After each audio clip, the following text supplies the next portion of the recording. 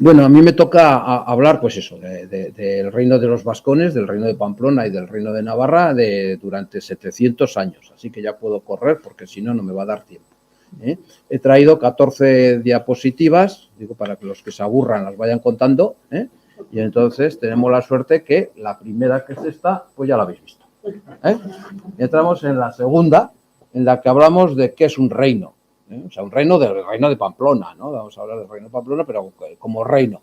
Entonces distinguimos del reino tres cosas, tres fases, tres etapas. Nos ponemos ya en plan así serio y distinguimos en la Alta Edad Media, o sea, desde la caída del Imperio Romano, que ha desaparecido el Imperio Romano, y empieza a aparecer ahí una gente por la cuenca de Pamplona, por el resto de Navarra, que se va organizando porque se tiene que buscar un modus vivendi y ya no tiene imperio al que servir, se tienen que organizar ellos. Es la etapa de la Alta Edad Media, que es una etapa larga, que va a llegar prácticamente hasta la Baja Edad Media, en la que hablamos de una cosa que se llama el fuero antiguo, en el 1238, claro, si es antiguo, que llamamos fuero antiguo, ¿no? Y en la que ya empezamos a hablar de un reino que se institucionaliza.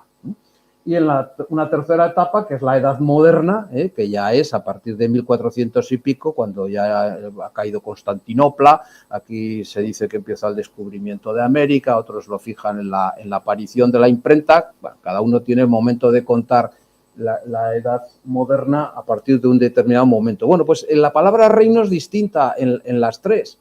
En la Alta Edad Media, el reino es algo de un rey, de un señor, que es la frase cursi es un primus inter pares, ¿no? O sea, un principal entre iguales. Es un jefe de gente que manda, que organiza, de nobles, por decirlo de alguna forma.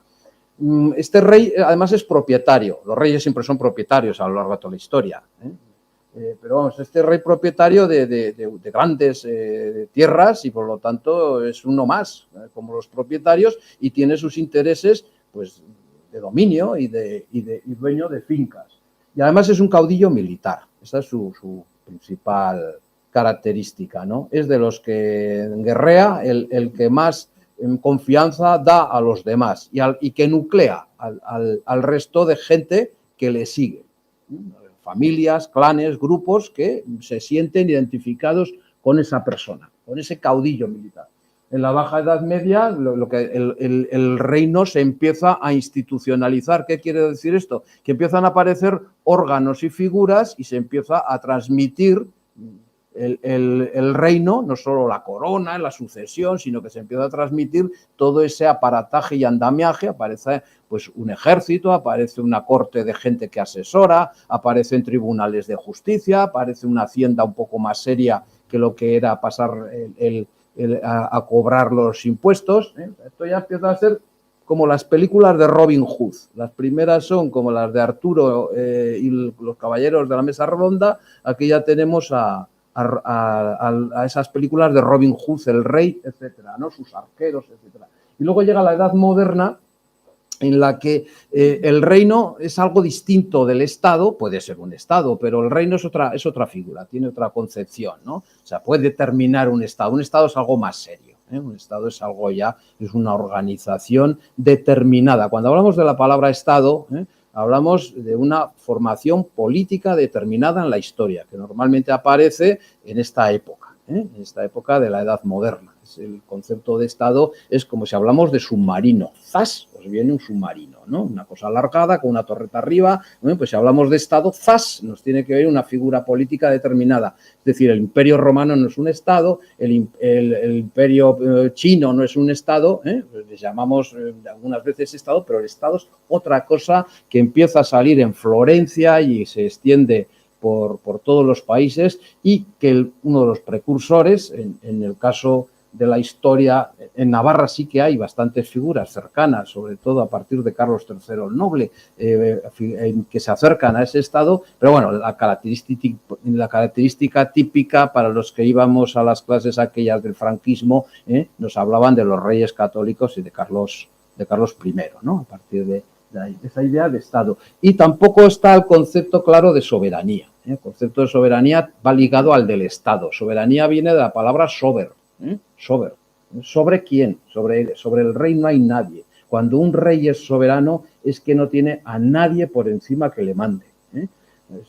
Cuando el Estado es soberano es porque su rey, el Estado que se nuclea alrededor del Estado, eso es. No tiene a nadie tampoco que le mande. A lo largo de la historia hay muchos reinos que tienen reyes y tienen otros reinos que sí les mandan y que están orbitando. No dejan de ser reinos por eso, ¿no? Por eso el concepto de reino de soberanía puede ser distinto a lo largo de la etapa. En el caso del reino de Pamplona es un reino que está en la órbita, por eso todo este rollo, está en la órbita de otras entidades, está en un momento determinado alrededor de la órbita de Córdoba, luego lo veremos, está alrededor de la órbita de Francia, Castilla le influye tanto que en un momento determinado se la come, ¿no? Aragón también influye, es decir, es un reino influido por otros, él también influye en otros, ¿no? Pero es un reino chiquitín el nuestro, un reino chiquitín, aunque luego ya veremos algunas de sus características. Una de las características de este reino, a lo largo de toda su historia, es que mantiene la concepción de que su poder es de origen humano. Aquí no hay origen del rey por la gracia de Dios. No sé si os acordáis de aquellas monedas de peseta, Franco, caudillo de España por la gracia de Dios.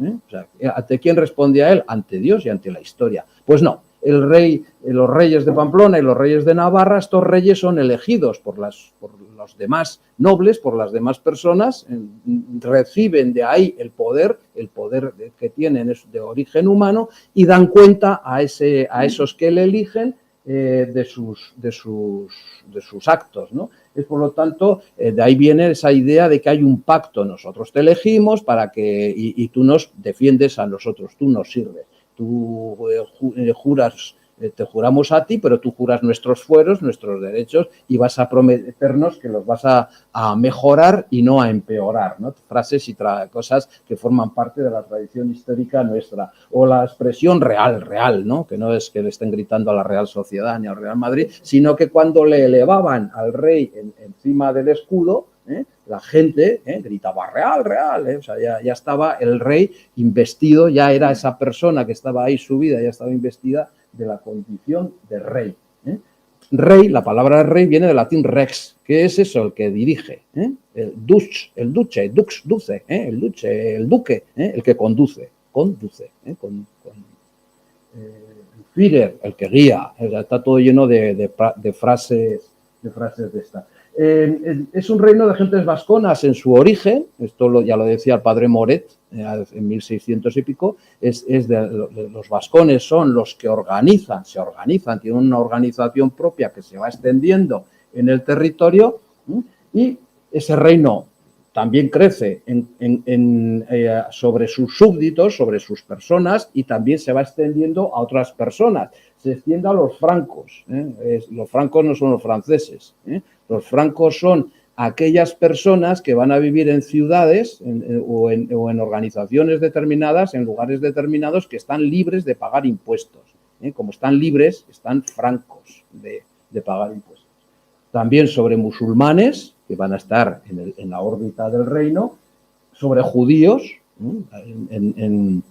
es muy extensa la población de judíos que vive dentro del reino, los occitanos en un momento determinado, gente que viene del sur de Francia, esto sobre orígenes, por decirlo de una forma, y en cuanto a clases u organización, el rey es un rey y el reino tiende su poder sobre los nobles, es decir, la gente que tiene caballo, que tiene tierras, que tiene propiedades y que no abraza la forma de vida religiosa, sino la forma de vida militar, ¿no? Los nobles, por decirlo de alguna forma. Los hidalgos, que es una nobleza de segunda categoría, la clase media, por decirlo de alguna forma, o infanzones, la expresión los infanzones de vanos, pues eran los hidalgos, la nobleza media o baja. Los ricos hombres, ya la misma palabra lo dice, los ricos hombres son lo que sería el origen de la burguesía, gente que tiene dinero y que puede, por lo tanto, influir a base de comprar y de prestar dinero.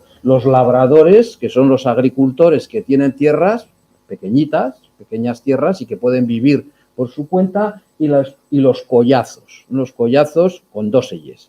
Los collazos son los agricultores que sirven a alguien. son el más pobre de la clase, ¿no? El más pobre de toda la estructura piramidal. Son agricultores que sirven a alguien, son casi esclavos. Son esclavos no hay esclavitud, pero casi. Es una esclavitud económica, porque las fincas se venden con ellos dentro. O sea, cuando vendo la finca van con ellos. Y ellos dependen de la tierra y del señor que llega. O sea, ahí... Y tienen que prestarle, hacer el trabajo y obtener las pocas rentas que les pagan. Son la clase más baja de toda esto. El reino de Pamplona, el reino de Navarra, características. Es un reino que nace, crece, se reproduce y lo mata. Esas son sus características históricas en este tiempo que vamos a verlo. Empezamos. Siglo IX, como el año 825 que decimos. Navarra no existe, por eso lo pongo entre comillas, pero sobre el territorio de lo que es actualmente Navarra hay al norte unos señores cristianos. No es que sean señores cristianos, es que son señores de tierras, propietarios de tierras, cuya religión son la cristiandad, los cristianos, ¿no? Al sur de lo que es Navarra, de Tafalla para abajo, por decirlo de alguna forma, el límite varía, puede subir, puede bajar, y de hecho baja, están unos señores que son musulmanes, o sea, son propietarios de tierra y estos abrazan la religión musulmana. Al norte conocemos familias de nombres de esa época, que algunas las conoceréis, son familias de propietarios y guerreros, y guerrean entre sí. Y dominan el territorio y las gentes que están en ese territorio están a su adscripción, son como partidos, como grandes partidos políticos, y ellos están pues a quien le toca como señor. Nombres que nos suenan, los enecos, los enecos, el más famoso, Íñigo Arista, los Velascos, Velascoain, los Velascos. ¿Habéis visto la película Irati? Alguno, pues aparece ahí Velasco, qué malo, qué cara, película, parece una americana, ¿no? Uno malo, el otro, bueno, tampoco es que este neco se haga muy guapo, ¿no? Pero, digo, de bueno, así los Velascos. Y luego los terceros son los Jimenos. Los Jimenos, en la película no salen los Jimenos, que yo recuerde. Los Jimenos que están en la zona de Sangüesa, están ahí desplazaditos hacia esa zona, Rocaforte, en la zona del río Onsella, etc. Al sur de Navarra están los Banucasi, que significa los descendientes de Casio, del conde visigodo Casio. Estos son descendientes de gente, o sea, no son musulmanes venidos de Arabia ni de Marruecos, ¿no? Son gente visigoda, propietarios que abrazan la religión musulmana porque van a servir ¿a quién? Al califato de Damasco, en el caso del conde Casio. Esto es un poco, contado así muy grosso modo, las familias que hay. Seguimos en el siglo IX. De entre todos esos señores, el que más va a destacar y se va a hacer el amo, el jefe, el primero, el primus inter pares que hablábamos antes, va a ser Íñigo Arista, que es un caudillo. Oye, no sé qué hago con el dedo así, ¿no? Tengo esta cosita. Es un caudillo militar, es un señor y es propietario de tierras. Se cree que su sede, que su castillo era el castillo de Garaño, que está en Eguillor.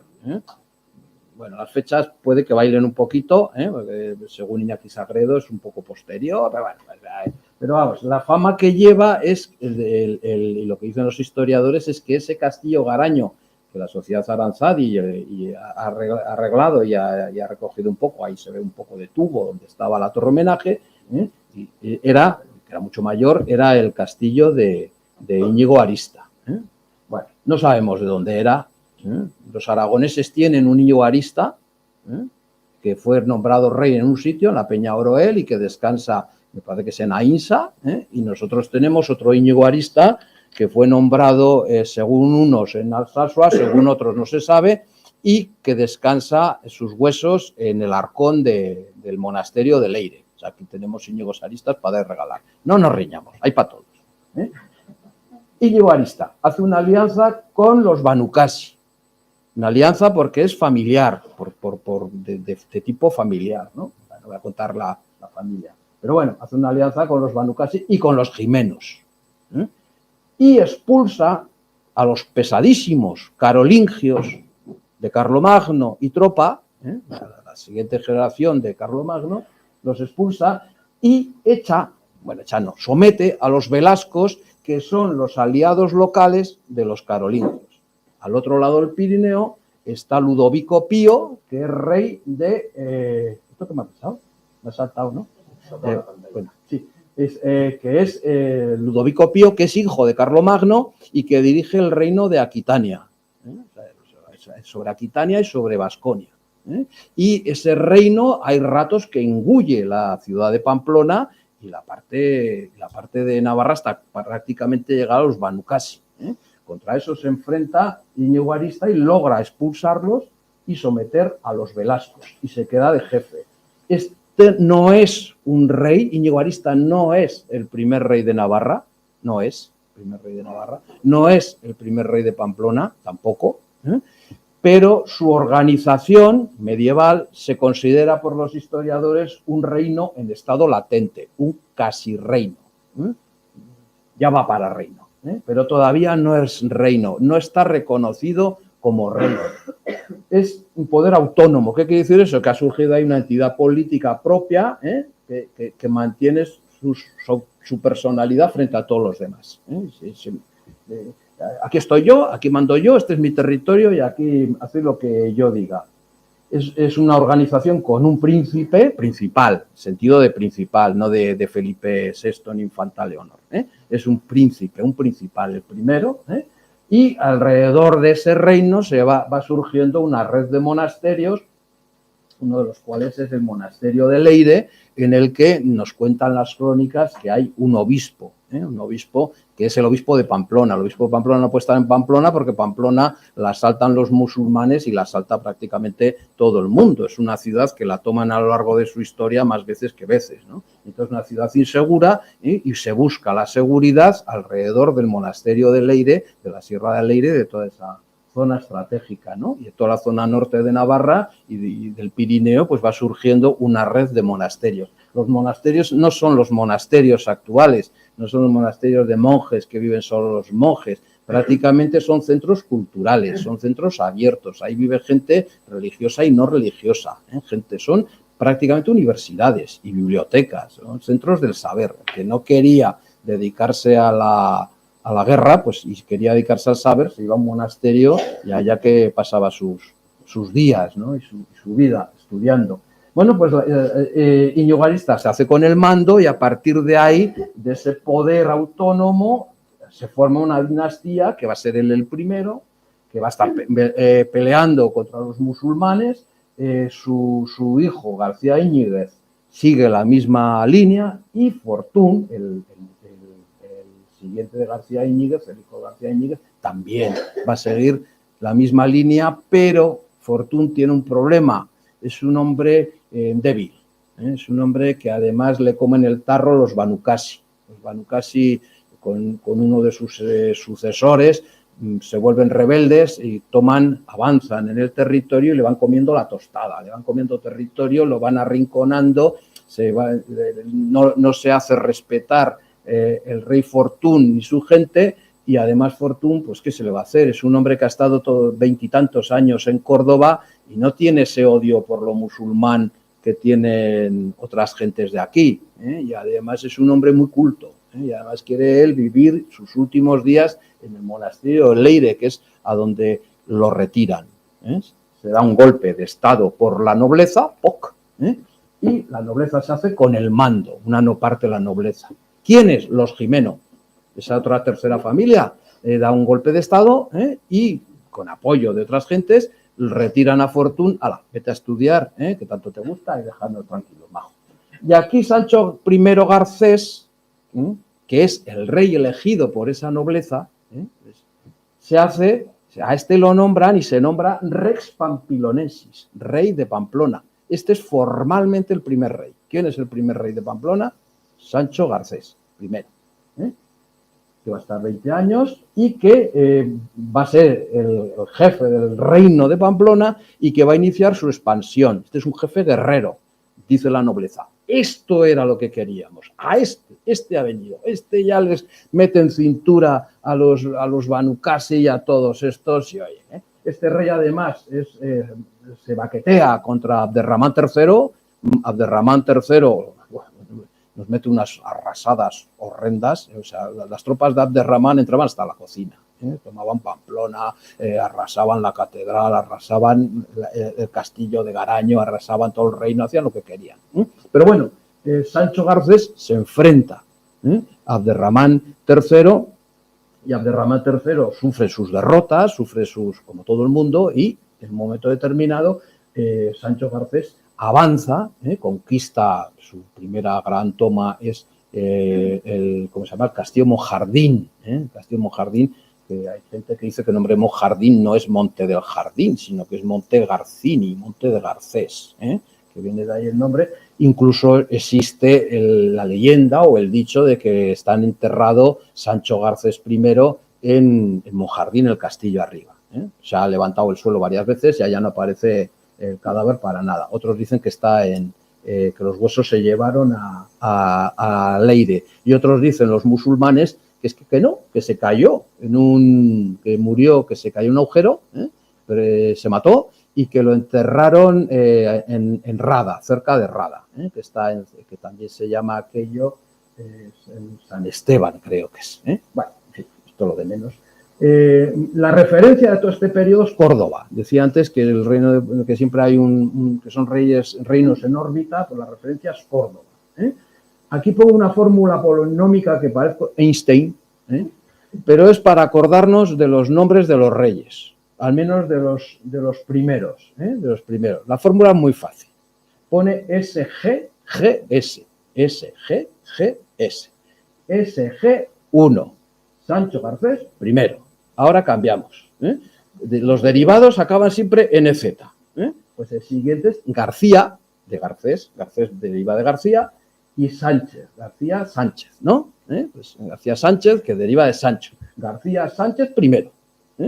Sancho García I, García Sánchez I. ¿Quién será el siguiente? Sancho Garcés II, García Sánchez II.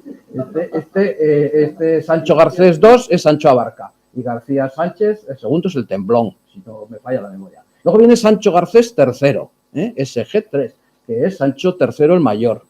Luego viene García Sánchez III, que es García el de Nájera, el heredero principal de Sancho Garcés. Luego viene, ¿quién vendrá? Sancho Garcés IV, que es Sancho el de Peñalén. Y como lo matan, aquí se ha jorbiado el asunto. Empezamos con otra fórmula. Esta es diferente, pero tenemos un Sancho Ramírez V. Tenemos un PS1, que este es... ¿Quién es este rey? Pedro Sánchez. Pedro Sánchez. Pedro Sánchez, tan alto y tan guapo como él. Pedro I, la calle Pedro I, era Pedro Sánchez. Luego viene a B. Alfonso el Batallador. Alfonso I el Batallador. Y luego ya cambiamos de tercio otra vez, la fórmula se rompe y aparecen García Ramírez, a mí es el rey que más me gusta, y luego Sancho VI y Sancho VII. Estos son los reyes de la dinastía pirenaica, estos son los reyes de los vascones. Sí, la fórmula la he inventado yo. Bueno, siglo XI, Sancho III el Mayor, damos un salto. ¿Qué características tiene Sancho III el Mayor? Que el reino crece cuando más en toda su historia. Prácticamente del Duero para arriba, todo es de Sancho III el Mayor. Prácticamente todo, bueno, hay los asturianos y León también andan por ahí, pero bueno, como se hace también rey de León, pues tiene todo. O sea, todo el norte es de Sancho III el Mayor. No solo es la mayor extensión, sino que también es la mayor seguridad, porque él domina todo ese territorio. Y entonces, ahí, el camino de Santiago, que aparecía tímidamente y que iba por el valle de la Burunda y de la Barranca y por esa zona, lo traslada más hacia el sur, hacia zonas nuevas que ha conquistado, hacia Logroño y por ahí, que no existe Logroño todavía, hacia esa zona, y va creando un conjunto de ciudades y núcleos alrededor del Camino de Santiago. Y ese Camino de Santiago se convierte en una grandísima ruta europea de comercio, de visitas, de gente. Vamos, es un negocio, es un chollo. Eso, ni una autovía da tanto negocio. Y introduce otra característica, la Orden de Cluny. La Orden de Cluny. La Orden de Cluny está en Francia y entra por el Camino de Santiago. Su contacto es Sancho III el Mayor y se va a extender luego por toda la península, va a ir creciendo y creciendo con sus nuevos monasterios y con las reglas de San Benito y su organización nueva del mundo religioso. Y Sancho III el Mayor es un hombre pío, muy cristiano, muy católico, tan católico y cristiano que lleva a cabo realmente la cristianización más o menos nueva o una gran cristianización del reino de Pamplona. O sea, hasta entonces la cristianización de este reino dejaba bastante que desear. Bueno, pues con Sancho III se inicia esa gran cristianización. El Camino de Santiago es el camino, ya lo sabéis todos, que lleva a Santiago de Compostela, donde había un obispo, Teodomiro, que es un jefe de turismo. Él dice, oye, ¿cuánta gente va a Jerusalén? Ojo, está la tumba del Señor, claro. Oye, ¿cuánta gente va a Roma? Claro, es que está la tumba de San Pedro.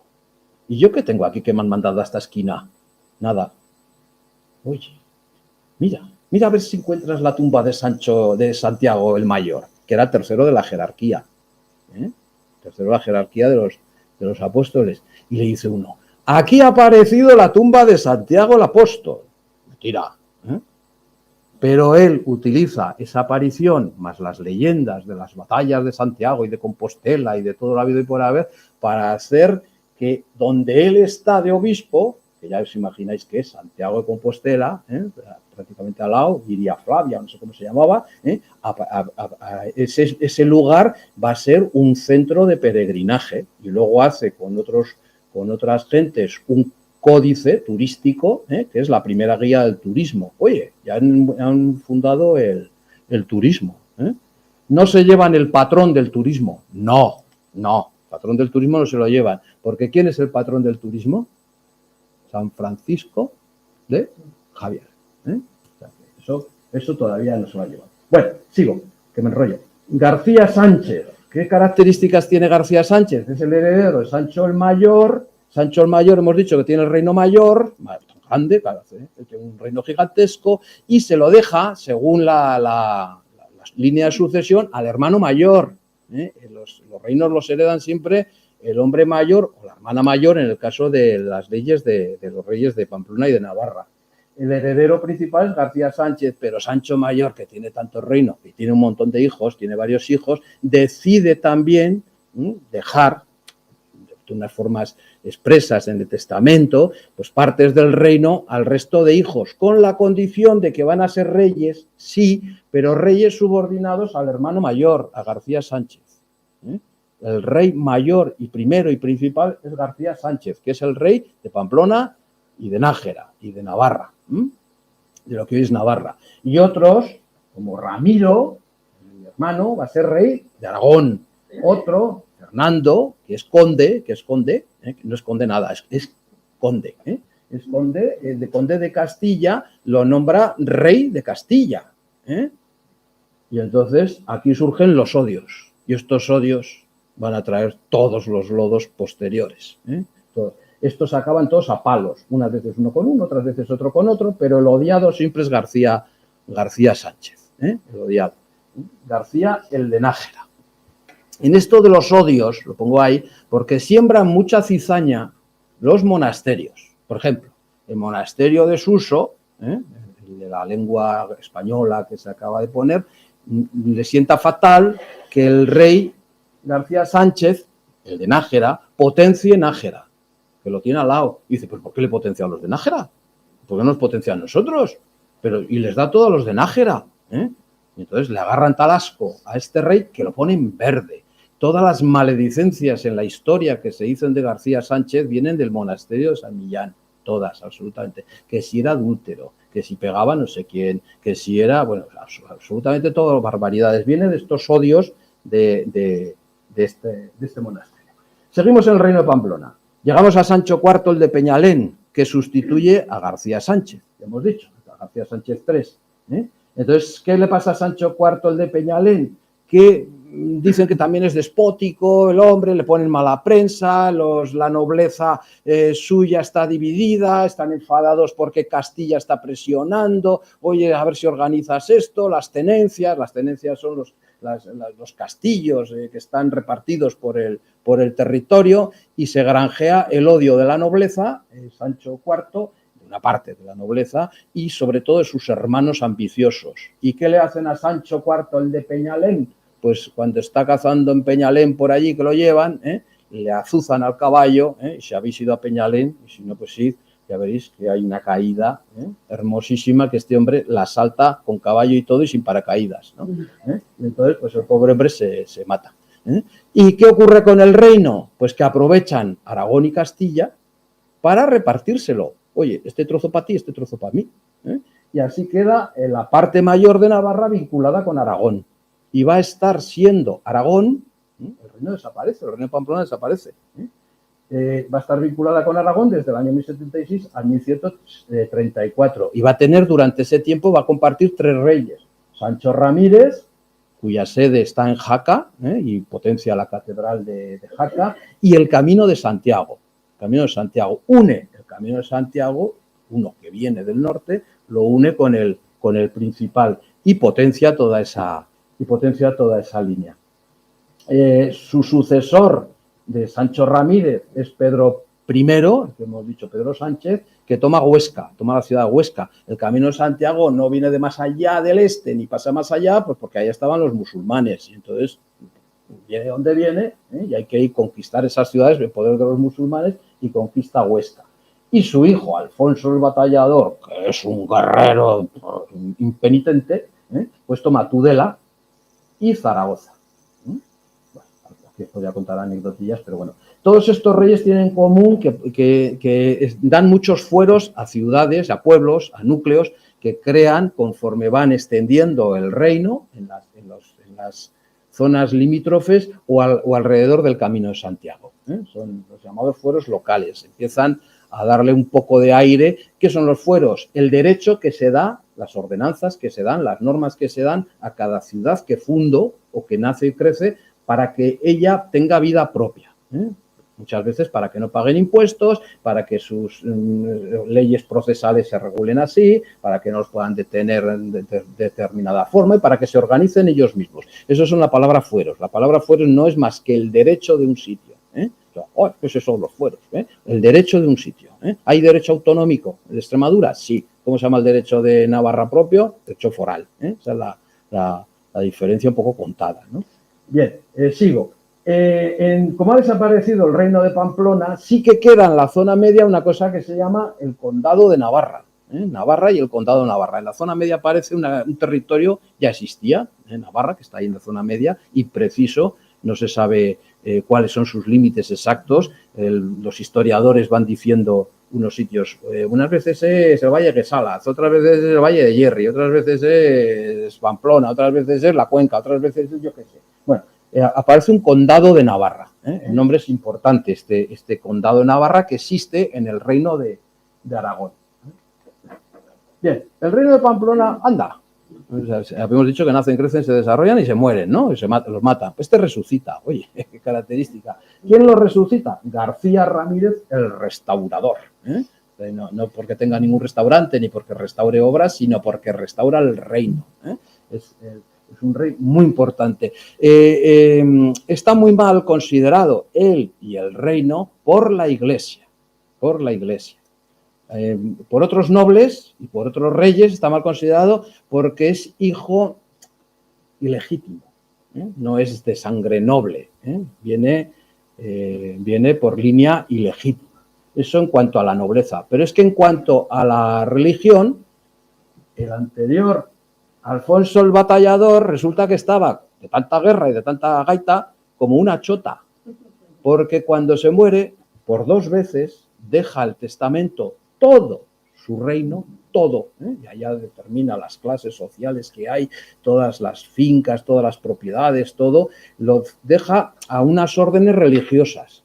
Lo deja a las órdenes de Jerusalén, a los templos de Jerusalén, a los templarios, a los centros hospitalarios de no sé dónde, a Santiago de Compostela. ¿Qué pasa? Que la nobleza se queda aterrorizada.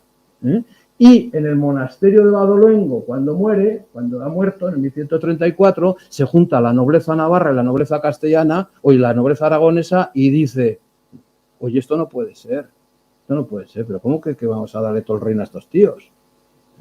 Pero que nos quedamos sin nada, y además esto se destruye todo lo que somos, que no. ¿Y qué hacen con el testamento? Se lo saltan. Y dividen, la nobleza aragonesa decide que se va por un lado, la nobleza navarra dice que se va por otro. Y le eligen la nobleza navarra como su rey a García Ramírez, que era un teniente de Alfonso el Batallador, era un noble de Alfonso el Batallador, la mano derecha, y que además tenía la tenencia de Tudela, de la reconquistada Tudela. Y ese va a ser el nuevo rey restaurado del reino de Pamplona. Y además García Ramírez dice, oye, estos tíos, los que dividieron el reino se lo cargaron unos tíos injustos, ilegítimos, eran entre los castellanos y los aragoneses, no. Y él se siente el legítimo heredero del antiguo reino de Pamplona y lo va a defender como tal. La Iglesia no le reconoce como rey. ¿Por qué? Porque la Iglesia es la propietaria del reino. Pero ¿cómo que es el jefe del banco? Si el jefe del banco soy yo, ¿cómo le vamos a reconocer a este? Ni hablar del peluquín, que no. Y no le reconoce. Bien, entonces su hijo es Sancho VI el Sabio. Tampoco lo reconoce la Iglesia. Y tiene sus tiranteces con la nobleza. Y Sancho VI el Sabio, que es un hombre sabio, se caracteriza por acudir a las relaciones diplomáticas con los reyes de alrededor y dice, vamos a llevarnos a buenas, y eso le funciona. Y cuando no funcionan a buenas, pues dice, vamos a llevarnos a malas, y reparte unos guantazos que son de aupa, contra el reino de Aragón y contra el reino de Castilla. Dice los de Castilla y Aragón, oye, con este cuidado. Y cuando no funciona ninguna de las otras dos vías, casa a sus hijas e hijos, pues con los hijos e hijas de los reyes de Castilla y de Aragón. O sea que por una u otra vía él va estableciendo líneas de pacificación con los alrededores. Y el reino es un reino majo, el que recupera gran parte del reino de Pamplona, y a dos ciudades funda una ciudad que es la ciudad de Vitoria y luego funda otra ciudad que es la ciudad de San Sebastián. San Sebastián hasta entonces no existía, era un puertito pequeñajo allá, o sea, pero funda las ciudades de Vitoria y San Sebastián. Su reino, el reino de Sancho el Sabio, coge todo Navarra, La Rioja, Guipúzcoa, Álava, el Duranguesado, la mitad de Vizcaya, y la Baja Navarra. Y va a perder en sus luchas con Castilla la parte de Vizcaya. Pero bueno, es un reino grande. Tan grande como esto. Si se ve algo en este mapa, que es que he hecho una foto asquerosa. Un poco, pero algo se ve, ¿no? ¿Veis los del fondo algo? Pero si no os lo narro. Aquí se ve, esto es el reino, ¿veis? Se tiene toda la parte de Miranda, de Briesca, eso era Navarra, la parte de Logroño, Calahorra, Tudela, Vitoria, Guipúzcoa, hasta aquí, la zona esta. También se hace con San Juan de Piedeport, a través de alianzas con Ricardo Corazón de León y con los Plantagenet. Ricardo Corazón de León estaba casado con una pamplonesa, que algo de casta le vino algo. Bueno, cuidado a este cuernito de aquí, luego veremos, vaya, este cuernito,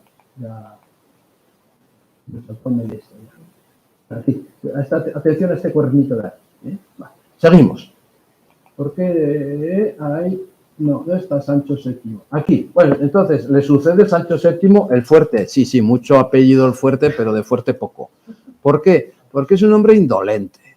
Es un hombre raro, muy raro.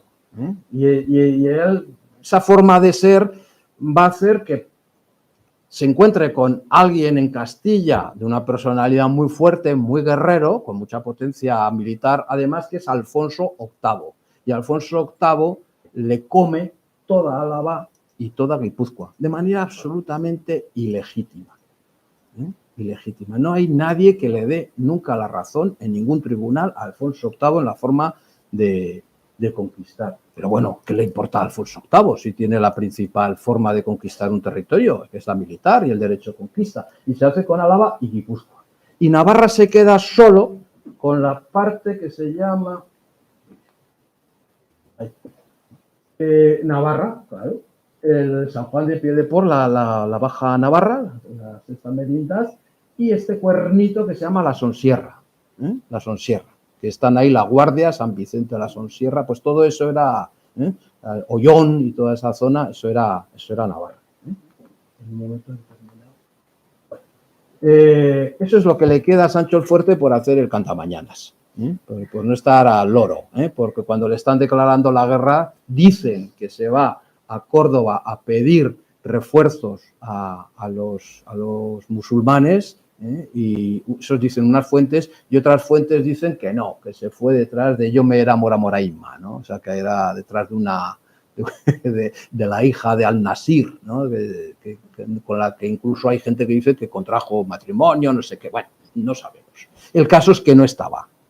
Y cuando le conquistan Álava, el único sitio donde resiste es Vitoria, y Vitoria se tiene que rendir pues porque el rey no aparece. Intenta aguantar todo lo que sea. El pobre muere gordo y amargado y sin descendencia. Y muere en Tudela ya el pobre, después de haber estado en las Navas de Tolosa y toda la leyenda y todas esas gaitas, ¿no? ¿Quién le sucede? Pues nos hemos quedado sin rey. Se ha acabado la dinastía pirenaica, se me ha acabado la fórmula. Y entonces los nobles tienen que nombrar a un rey y nombran a un sobrino de Sancho el Fuerte, entre otras cosas, porque su mujer, la mujer de Sancho el Fuerte, pues ahí enreda todo lo que puede para que, la mujer no, la hermana, enreda todo lo que puede para que su sobrino, para que Teobaldo, el sobrino de Sancho el Fuerte, sea nombrado rey. Sancho el Fuerte no lo podía ver a Teobaldo, no lo podía ver. Le dijeron a ver si lo quería nombrar, le dijo que no. Hizo un testamento con el rey de Aragón, de tal manera que el primero de los dos que moría, si moría el rey de Aragón, se llevaba el reino de Navarra, y si moría el reino de Navarra, el rey de... ya no me acuerdo, que era el otro, se venía el reino para acá. O sea, que esa era, o sea, fijaros, era el testamento mancomunado. Ese es el testamento más mancomunado político más famoso de la historia, el de Sancho el Fuerte con el reino de Aragón, ¿no? Ni se cumplió, no lo cumplieron ni navarros ni aragoneses. Y dije, y la nobleza nombra a este sobrino, a Teobaldo I, muy rápido, no quieren tener el reino tampoco vacante y ya está la reina allá para salsear, y nombran al sobrino, a Teobaldo I. Teobaldo I viene de Francia, viene de Champagne, viene de la casa de Champagne, de los territorios de Champagne. Es un señor de territorios franceses, y está en la órbita de los reyes de Francia. Y además habla francés. Y como habla francés, pues no se entera de nada. Y además de lo que se entera, pues hace como que no se quiere enterar. Y le dicen los nobles, oye, que hay que recuperar Castilla. Y este, ulala. Y dice, oye, que ¿por qué no casas a tu hermana o a tu hija o a quien sea con la infanta con el infante de Castilla, y así luego volvemos y recuperamos los reinos de Castilla? Que no, lo casa con un francés. O sea, hace lo que le da la gana. Y la nobleza local de Navarra se agarra un rebote horrible, se planta en armas delante de él y le dice, a ver, pongamos aquí orden, o atiendes o para casa. Y otro ve la cosa un poco malita y dice, bueno, es que daros cuenta, yo soy nuevo, no conozco vuestras costumbres, no conozco vuestro idioma, no conozco nada, ya. Dice, ¿por qué no hacemos una cosa? Y entonces deciden hacer una comisión en la que está el obispo, los principales ricos hombres, los más ricos y los nobles más potentes, también hay representación de los infanzones, y la dirige el obispo, siempre están los obispos aquí dirigiendo el cotarro, y hacen una comisión en la que van a redactar las reglas a las que se tiene que sujetar este rey. Y hacen una especie de constitución interna que coincide en el tiempo, un poquito más tardía, con la Carta Magna inglesa, y que tiene el mismo espíritu de la Carta Magna inglesa. Es más, esta es mucho más avanzada, porque en ella dicen el origen del poder está en el pueblo. A ti te elige el pueblo, chaval. Tú respondes. El pueblo, no os penséis que es el pueblo, los collazos y los labradores. El pueblo son los nobles, los ricos hombres y la iglesia. Y dentro de los nobles, los infanzones, que son los que están ahí achuchando y amenazando y diciendo, oye, aquí que nos respetan a nosotros nuestros derechos. Y establece todas las reglas de lo que es una especie de constitución moderna. No se puede establecer tributos si no los establece la corte. Tú antes de declarar la guerra tienes que hacerle caso a la corte. Y tú antes de hacer cualquier cosa y no sé qué sobre las herencias, consulta a la corte. ¿Y qué es esa corte? Es un consejo de 12 hombres sabios que luego se va a ir ampliando para ir recogiendo a los distintos estamentos y grupos en que está clasificada la sociedad y que va a ser el origen de las cortes, de las futuras cortes de Navarra. Pero la característica es que el poder le viene al rey de los hombres y él está subordinado a ese grupo de hombres, mientras que en Francia se pensaban que el poder venía de Dios. Que aquí el origen del poder es definitivo. Insisto que hay una notable influencia de la Carta Magna, entre otras cosas porque la zona de la Burdi, la que está en Bayona y todo eso, era de propiedad inglesa. Eran ingleses en aquellos tiempos. Y durante mucho tiempo fueron ingleses. Bueno, redactan el Foro Antiguo. Esta es la Constitución de Navarra. ¿Voy bien de tiempo? No sé cuánto tiempo tengo. Y lo que hace es institucionalizar el reino, y el reino queda en la órbita de Francia. La Casa de Champagne, qué nombre más bonito, tiene a Teobaldo I, a Teobaldo II, su hijo, y a Enrique I, hermano de Teobaldo. Estos son los reyes de la Casa de Champagne. Tras la Casa de Champagne, cuando muere Enrique I, hereda el reino, le suceden en el reino los reyes de Francia. Coinciden que los reyes de Francia van a ser los reyes de Navarra durante 3 reyes. Luis Hutin, el castillo ese, la muralla esa que está ahí en el parking de la Plaza del Castillo, ese trozo, vas al primer piso y te vas a un murallón. Ese es el castillo de Luis Hutin, del rey de Francia. Felipe el Luengo, Felipe el Largo, y de Carlos el Calvo. No os digo el apellido, lo que significa, porque lo entendéis. Bueno, Carlos el Calvo, estos son reyes un poquito dictatoriales. Aquí no viene ninguno a jurar los fueros ni a nada de esto. Estos gobiernan desde lejos y lo que pasa aquí les importa bastante poco. Aquí dirigen con un lugarteniente, con un senescal, con la figura de un delegado que ellos mandan. Bien, cuando muere Carlos el Calvo, la nobleza de aquí dice, oye, que estos no reconocen la sucesión a mujeres, sino que siguen a hombres, la ley sálica famosa. Entonces, las reinas quedan excluidas de la herencia y según nuestras leyes de Navarra, que son las que rigen, el heredero es la reina Juana, le toca a Juana, no le toca a Carlos el siguiente en la lista. Y las Cortes nombran a Juana su reina. A Juana que se casa con Felipe de Bre. Y así entronizamos a la dinastía de Ebré, los Ebré, cuyo rey siguiente es Carlos II, al que luego le pusieron, después de haberse muerto, le pusieron la fama del malo.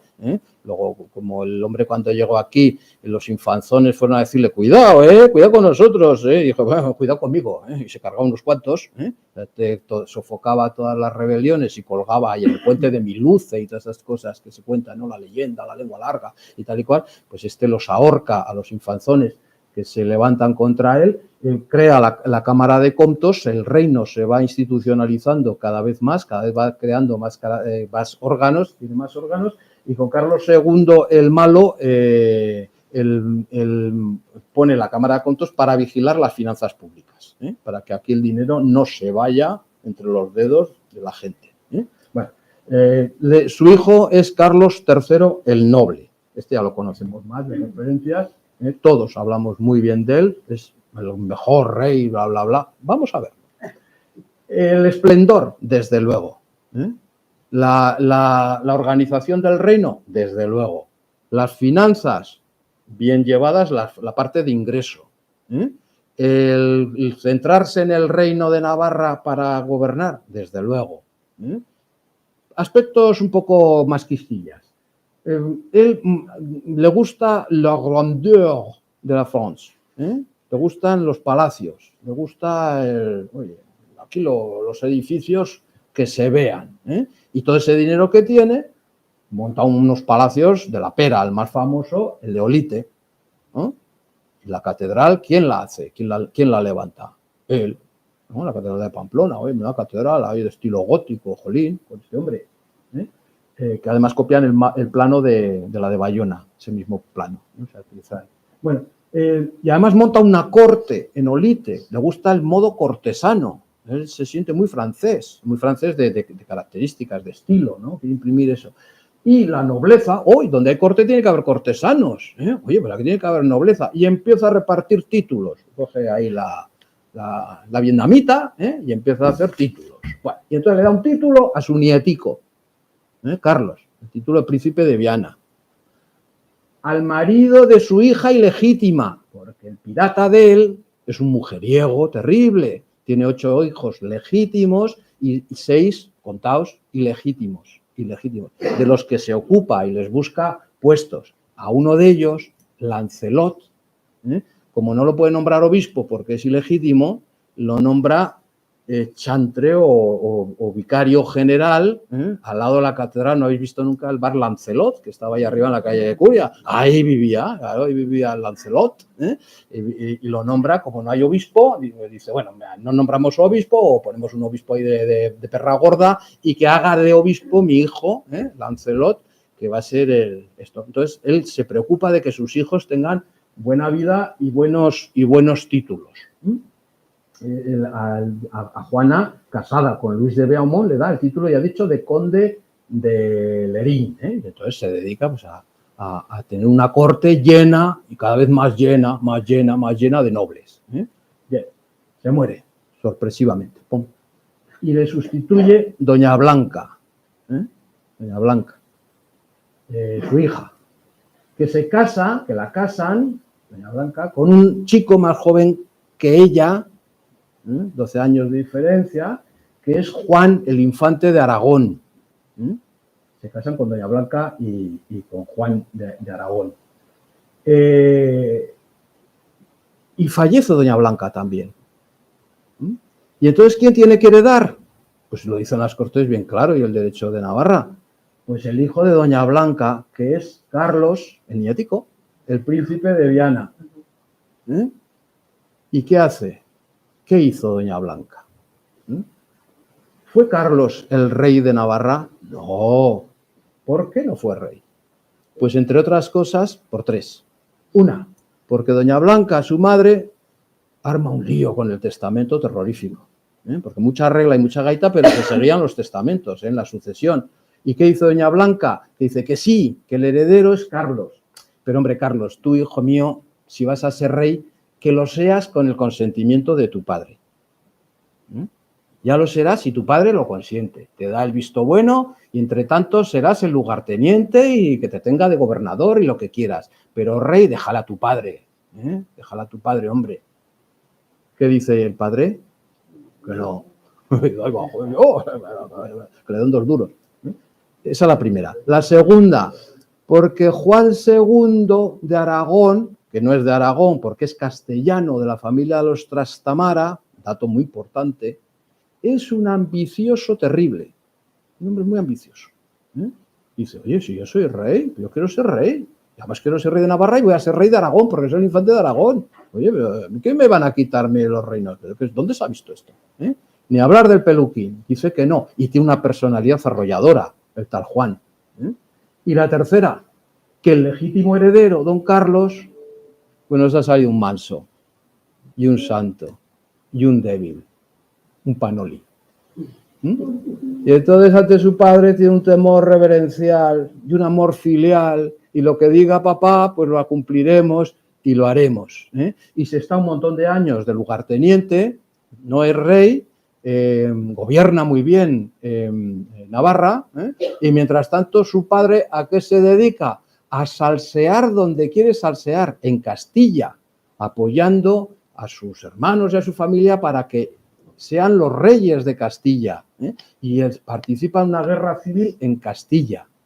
Como resultado de esa guerra civil, a Navarra, cuando ven que Navarra está con su rey invadiendo Castilla y salseando en Castilla, los castellanos invaden Navarra y como resultado de todo esto se quedan la Sonsierra, los Arcos, Viana, la Guardia y todo eso. Los Arcos y Viana volverán a Navarra, pero la Sonsierra ya no vuelve. Entonces tenemos que la pérdida de la Sonsierra, de toda esa zona tan rica de viñas y vides y gaitas, que era Navarra, se pierde por Juan de Aragón y sus apetencias castellanas y su intervención en la Guerra Civil de Castilla. Más. Hay una parte de la nobleza que dice, el rey tiene que ser Carlos, que es al que le corresponde. Y otra que dice, no, el rey es Juan, que es el que es rey. Y estos se dividen los nobles, y se dividen en dos grandes grupos, que los habréis oído muchísimas veces, los agramonteses y los beamonteses. Los agramonteses, la gente no entiende nada porque piensa que los buenos son los agramonteses, y cuando ve que aquí en los inicios los agramonteses son los malos, dice, pero aquí ¿qué ha pasado? Pasa como con el Partido Demócrata norteamericano, que era el que defendía la esclavitud, y dice, pero si ahora es de izquierdas, pero qué líos este. En algún momento de la historia cambian, ¿no? Pues aquí los beamonteses van con el príncipe de Viana y los agramonteses van con Juan II. Los beamonteses van, que son los del conde de Lerín, los de Luis de Beaumont, jefe, van con el príncipe de Viana porque son los asesores y los consejeros del príncipe de Viana y porque el príncipe de Viana encuentra el apoyo de Castilla. La clave es Castilla. Castilla apoya al príncipe de Viana porque este chungo le está haciendo la guerra. ¿Se entiende el lío? Ese es el origen de aquí del cotarro. Los beamonteses están con Castilla, siempre van a estar con Castilla, y Castilla apoya a los beamonteses porque son su brazo armado en el reino de Navarra, son sus aliados. Ya puede pasar lo que vaya a pasar. Los Castilla con los beamonteses con Castilla, y la apoyan al príncipe de Viana. Los agramonteses, que es una dinastía antigua de la zona de los bajos de la Baja Navarra, pero que están repartidos, o sea, está toda Navarra lleno de agramonteses y beamonteses, o sea, que tenemos aquí cruzado el territorio de unos y otros, pues apoyan a Juan II, estos están dirigidos por Pierres de Peralta, por las familias de Peralta. Bien. Se origina una guerra civil larguísima, no es una guerra de gran intensidad, se llaman guerras de baja intensidad, pero son lo suficientemente largas como para dejar a toda Navarra medio arruinada y a toda Navarra harta y asqueada ya de estos agramonteses que reparten leña a los beamonteses y viceversa. Entonces, la guerra se complica muere Juan II, de Aragón, le sustituye Leonor I, que de esta, creo que es el padre Moret, que decía, no ha habido en toda la historia de Navarra persona que más haya querido ser rey o reina que Leonor I, y la que más poco tiempo duró, porque la nombraron reina y se murió a los 15 días. O sea, mala suerte, oye, ¿qué más hemos hablado? Bueno, le sustituye Francisco I Febó, que Leonor es hija de Juan II. Juan II es el rey más largo de toda la historia de Navarra, 50 y pico años de rey. O sea, te toca uno malo y además tanto tiempo. ¿Cómo lo he dicho? Bueno, pues han durado tanto estos reyes y sus hijos que Francisco Febó es nieto de Leonor. Nieto de Leonor. O sea, fijaros cómo está largo. Francisco I Febó le llaman Febo porque era muy guapo, era guapísimo, pero se muere con 15 añicos. Todos se van muriendo, todos los que están alrededor de Juan van muriendo sospechosamente. Y todos los que estén luego alrededor de su hijo también irán muriendo sospechosamente. Y el vulgo, la rumorología larga. Francisco dicen que muere tocando la flauta, porque a este chico lo que le gustaba realmente era la música, y no todos estos jaleos de agramonteses y beamonteses, aunque los pacificó, era guapo y simpático, porque con 15 años lo nombraron rey en la catedral, oye, y se quedaron los agramonteses y los beamonteses encantados, asistieron todos a su coronación, oye, y estuvieron todos allá a la mar de bien, pero dicen que tocó la flauta y que se la había envenenado el hijo de Juan, un tal Fernando, del que luego hablaremos. Bueno, a Francisco le sustituye su hermana, Francisco le dice a la hermana, mira, hija, ten cuidado con estos, y además apóyate en los reyes de Francia, eso lo dice en su testamento. Dice a Catalina. Catalina se casa, a Catalina le quieren casar con los infantes de Castilla, para que Navarra y Castilla vaya todo en paralelo. O sea, la reina Isabel I, esa iba detrás, esa venía detrás. O sea, pero aquí había que casar a los infantes de Castilla con Catalina de Foix. Y no, al final le casan a Catalina de Foix con un señor del Bear que se llama Albret, Juan de Albret. Aquí le conocemos muchas veces por Labrit. El nombre Labrit es el de Albret, cambiado, ¿verdad? La pronunciación. Luego ya contaremos, si es caso, por qué se llama el sitio el Labrit. Bueno, se casa Catalina con Juan de Albret, que es Juan III. Y Juan III y Catalina por fin, más o menos, consiguen echar a los castellanos, pactar con ellos las paces. El rey de los castellanos es Fernando el Católico, que se ha casado con Isabel la Católica, y logran más o menos a esto ponerle un poco de orden. Los aliados de Fernando el Católico, como los castellanos, son los beamonteses. La guerra ya termina, los reyes consiguen poner orden y se enfrentan a los beamonteses y logran echar al conde de Lerín a Castilla, para que además Fernando le dice a la vete a Castilla, ya te daré yo tierras en Granada, pero déjame que establezca yo la paz con mis vecinos navarros. En esas negociaciones por tener la fiesta en paz, y Juan de Albret además logra derrotar a los beamonteses. De aquí cerca hay dos castillos que caen en esta guerra civil entre los agramonteses y los beamonteses, y el final de la guerra, que son el castillo de Tiebas, que era una pocholada de castillo de Tiebas, de Teobaldo, así está, o sea, si veis, pues eso es lo que queda. Y luego el castillo de Irulegui, este tan famoso donde aparece una mano, pues el castillo de Irulegui también lo arrasan las tropas de Juan de Albret a los beamonteses, ¿no? Bueno, total, los beamonteses expulsados, hablando. Y nos centramos en Fernando el Católico, y ya voy acabando, dentro de 10 horas así. Fernando el Católico es hijo de Juan II, de nuestro Juan II, del rey, el que estuvo 200 años, y de Juana Enríquez, la segunda mujer de Juan. La primera era Blanca, por la que él, cuando decían el derecho de Navarra, decía que cuando él se quedara viudo tenía que haberse largado, y no solo no se largó, se quedó 50 y pico años. Y además decía el derecho de Navarra, y no te puedes casar con nadie. Pues se casó con Juana Enríquez, que era hija de un altísimo cargo de Castilla, y tuvo a un hijo, Fernando, al que todos ya conocemos como Fernando el Católico, y que dicen que nació en Sos. ¿Qué dice también otras fuentes? Que nació en Sangüesa, que era donde estaba la sede real. La sede real ya se había pasado de Olite a Sangüesa. Otros dicen que nació en el Camino, y que nació en Navarra. Hay fuentes de todo, ahí también hay mucho Radio Macuto. Y que odiaba tanto Juana Enríquez a los navarros, y quería tanto que quedara claro que este no era nacido en Navarra, es su hijo, que se inventó que había nacido en Sos. Claro, si lo piensas fríamente, dices que hay en Sos, porque el parador es posterior, ¿no? Dicen que ahí nació Fernando el Católico, que hay en Sos.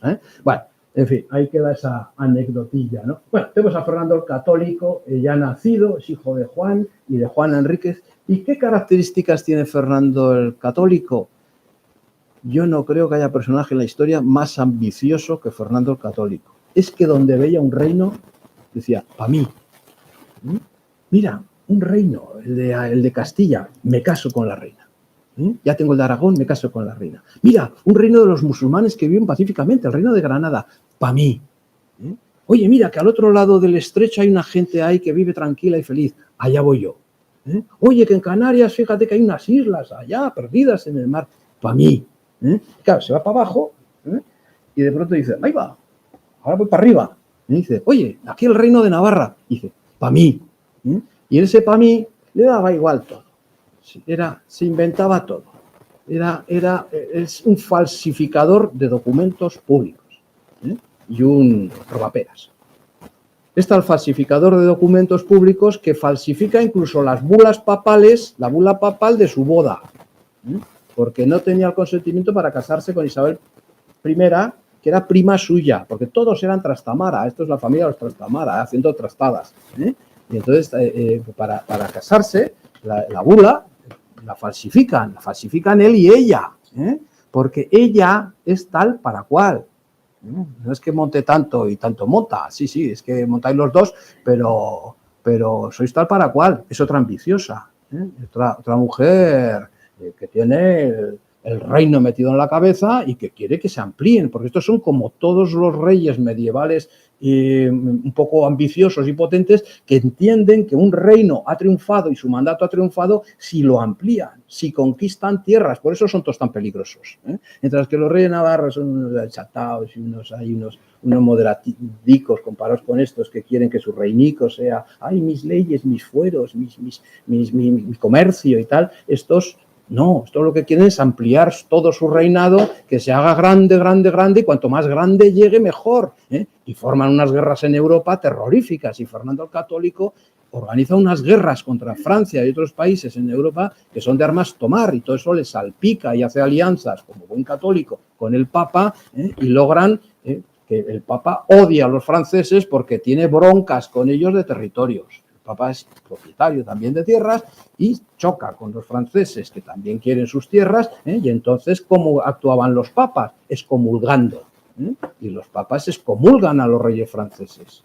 ¿Y quiénes están en la órbita de los reyes franceses? ¿Qué reino está? Pues Navarra, hemos dicho. Y entonces todo eso le va a salpicar. Total, que Fernando el Católico, aquí pongo Maquiavelo. Maquiavelo, en su obra El Príncipe, que lo habréis oído, ¿no? Uy, qué tío más maquiavélico, qué tío más malvado. Maquiavelo, que es un autor italiano que está considerado una especie de jurista ideólogo del nuevo Estado moderno, y que lo describe en su obra El Príncipe, en quien se inspira, lo que lo pone ahí en el libro, es en Fernando el Católico. Dice, esto es el ejemplo. El otro ejemplo es César Borgia, que está ahí enterrado en Viana. Es que por aquí andan todos. Fernando el Católico es su ídolo, y hablan magníficamente de Fernando el Católico. Dicen, todos tenían que ser como este. ¿Por qué? Pues porque es ese modelo de rey invasor, que consigue sus objetivos por el fin, justifica los medios. Qué maquiavélico. Eso es maquiavélico. El fin justifica los medios. Y todo justifica los medios para Fernando. Y Fernando decide conquistar Navarra. Dice, me lo quedo yo. Intenta que sea por vía de su segunda esposa. Se ha muerto Isabel y se casa con Germana de Foix. Nadie sabe que había un Germana de Foix porque no era nada agraciada. Pero, oye, ¿él qué quería con Germana de Foix? Disputarle a Catalina de Foix el reino de Navarra. Dice, a ver si se mueren estos también, todos los Foix y todos los Albret, a ver si los envenenan, no sé, o les da algo, y yo heredo el reino de Navarra porque estoy casado con Germana de Foix. No lo consigue por esa vía. Y entonces decide, oye, pues a ver, voy a ver si le convenzo al Papa y me da autorización para invadir a los cismáticos, herejes y malvados reyes franceses que están excomulgados por el Papa y a sus aliados, los navarros. Y acude 2 veces al Papa y consigue 2 bulas papales, una por el arte de presionarle al Papa y la otra se dicen que incluso la falsifica. A Fernando lo conocen como Fernando el Falsario. O sea, falsifica la segunda bula, o la consigue cuando el Papa Julio II, que odia a los franceses, está en el lecho de muerte y no sabe ni lo que firma, ni si lo ha firmado, ni si nadie sabe nada. Esa bula no se ha encontrado, no está en ningún sitio, la segunda bula de Julio II, por la que excomulga expresamente a los reyes de Navarra, a Catalina y a Juan. ¿Y qué pasa cuando excomulgaban a alguien? Que el primero que llegaba se podía quedar con todas sus propiedades. Esta es la clave. Por eso buscaba Fernando el excomulgar a los reyes de Francia. Y consigue la excomunión y consigue con un grandísimo ejército conquistar el reino de Navarra. Y entonces, allá por julio del año 1512, entra un ejército por la barranca y ¡chup!, se presenta en Pamplona. Son 15.000 soldados rodeando una población de entre 6.000 y 8.000 civiles, y claro, capitula Pamplona y así van capitulando prácticamente todas las ciudades y los reyes tienen que huir. La conquista militar no termina en la huida de los reyes porque hay hasta 4 contraofensivas. Desata una guerra navarra que va a durar hasta 1530. Es una guerra más larga que la del Vietnam. O sea, hay 4 ofensivas de los reinos de Navarra apoyados por los franceses, por el ejército y el rey francés.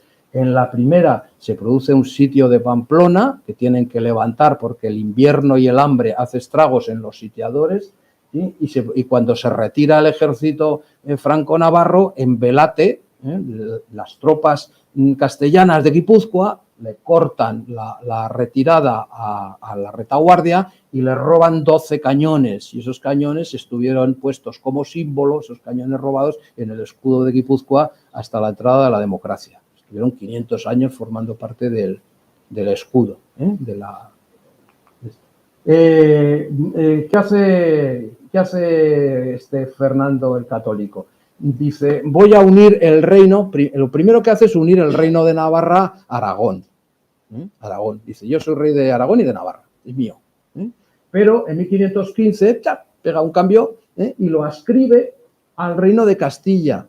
Dice que es por amor a su hija Juana, a la que tiene encerrada, a la que no le deja gobernar, a la que le da un golpe de estado, a la que le da un golpe físico, a la que la tiene ahí, pero por amor filial a mi hija Juana, yo ascribo el reino de Navarra a Castilla. ¿Por qué? Realmente porque los militares más potentes son los castellanos, porque los que tienen la pasta son los castellanos, porque le financian a él todas las operaciones y toda la guerra son los castellanos. Entonces, para hacerles la rosca, les ascribe el reino de Navarra. Dice que es un reino, este reino es equiprincipal, quiere decir que son iguales, el reino de Navarra y el reino de Castilla. Aquí no ha habido más que un cambio de rey. Yo he jurado los fueros de Navarra, por allá por donde paso les digo que estén tranquilos, que todos sus fueros, leyes, ordenanzas, exenciones, privilegios y gaitas os serán respetados, y así lo hago. No sé por qué me tienen tanto asco estos navarros. El reino además sigue siendo reino, eso es lo que dicen las Cortes de Castilla y Fernando, en 1515. La segunda intentona es en 1516, fracasa en los mismos montes de los Pirineos. La tercera se produce ya muerto Juan, con el hijo de Juan, que es Enrique II el Sangüesino, había nacido en Sangüesa, lógicamente, y se llama así. Es la tercera intentona, se reconquista en 1521 con un ejército también franco-navarro. O sea, quiere decir que hay franceses, navarros, gascones, lasquenetes, alemanes, hay de todo lo ha habido y por haber, gente que forma un ejército muy potente y que reconquista otra vez todo el reino de Navarra, con un levantamiento de gente de dentro. Se levantan hasta los damonteses, que habían vuelto con Fernando el Católico y ocupaban los puestos más importantes de Navarra, de la nueva organización de Fernando el Católico. Pues hasta esos están tan hartos ya de los castellanos y de la ocupación, que hasta esos se levantan contra el rey, contra los ocupadores. El rey aquí ya no es Fernando, que ya se ha muerto, el rey es Carlos I. Carlos I, el emperador Carlos V. Se levantan contra él. La reconquista se hace muy rápida. Si la conquista de Navarra fue rápida por parte de las tropas de Fernando el Católico, la reconquista es todavía más rápida, para que os hagáis una idea del apoyo que tuvo en ese momento. Las tropas liberadoras llegan hasta Logroño, sitian Logroño, y ahí les falla una cosa: la batalla de Villalar y los comuneros, porque habían aprovechado que estaban los castellanos y Carlos I estaba peleando contra los comuneros en Villalar, tenía un problema dentro, estaba debilitado, tenía sus tropas ocupadas luchando contra los comuneros y las derrota en Villalar. Se dice que la batalla de Villalar la perdieron los comuneros porque les cayó una tromba de agua. No pudieron mover ni la infantería y se les mojaron los cartuchos de la pólvora. Maldita tromba.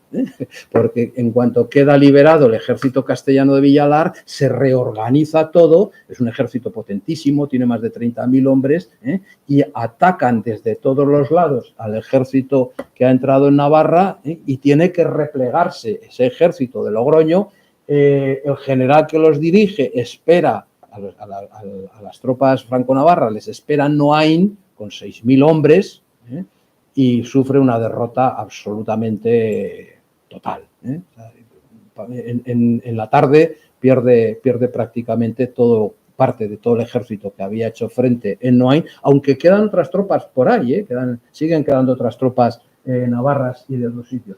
Se me ha olvidado decir que aquí, en la defensa de Pamplona, en la toma de Pamplona, cayó herido San Ignacio de Loyola, una piedra de estas redondas, ¿no? Una bola le pasó entre las dos piernas, y se llevó una pierna y un cachito de la otra. No se llevó nada más, pero sí que lo dejó muy escachado al hombre, y claro, luego él, para reponerse, pues empezó a leer en Loyola novelas de caballería.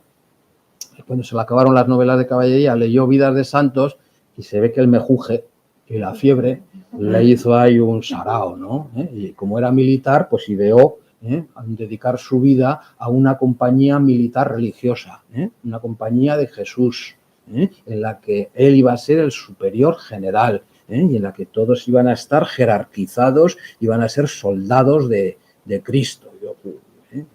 Este es San Ignacio de Loyola, y en el sitio también luchan los hermanos Jasso, que son los hermanos de San Francisco Javier. San Francisco Javier es el jovencito, pero los enemigos que están allí, unos contra otros tirándose tiros, son los hermanos Jasso, que son agramonteses. Estos son agramonteses luchando por Enrique el Sangüesí.